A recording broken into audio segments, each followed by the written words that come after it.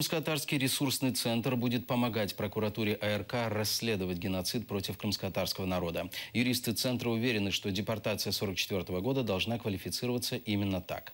В центре призывают крымских татар, родившихся в ссылке, писать заявление в прокуратуру с просьбой приобщить их к расследованию преступления. И подготовили образец этого заявления. Мы со своей стороны, как Меджлис крымско-татарского народа, как Крымско-татарский ресурсный центр, в первую очередь будем обращаться ко всем людям, которые находятся на материковой части. Это две категории людей. Первая категория – это те, которые непосредственно были депортированы, а вторая категория людей, которые родились в депортации.